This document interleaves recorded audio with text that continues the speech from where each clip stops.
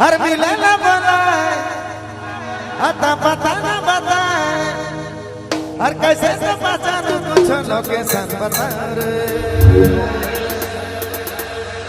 हर कौन कलर की साड़ी पहनी हो और गुया रे कौन कलर की साड़ी पहनी हो पहने हो ना सब पता चल रहा है।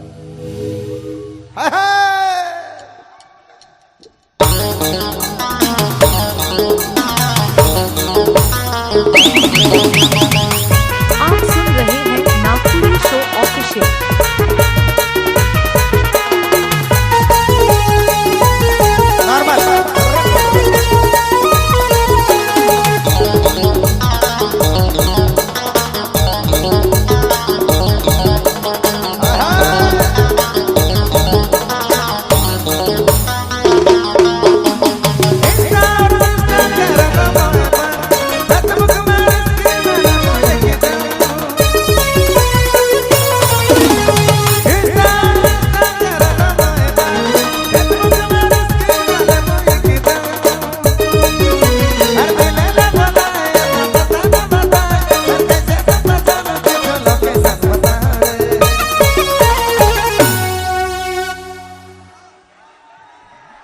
हर कौन कलर की साड़ी पहनी हो कौन कलर की साड़ी पहनी हो कौन कलर की साड़ी पहनी हो कौन कलर की साड़ी पहनी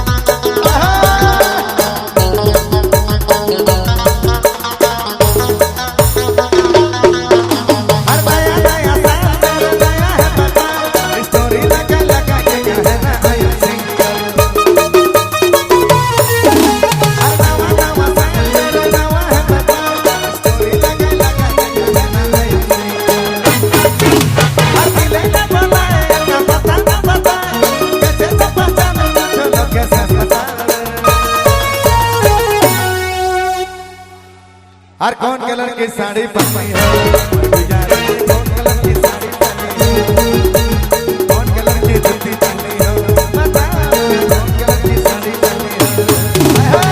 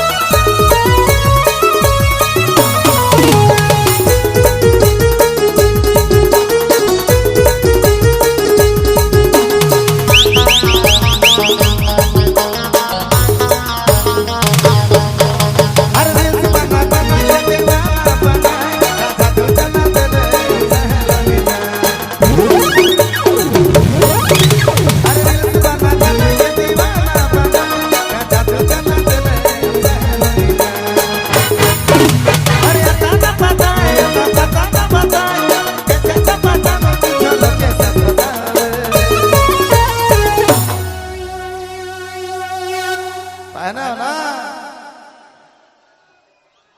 सब पता चल रहा है। आए हाय हर कौन कलर की साड़ी पहनी हो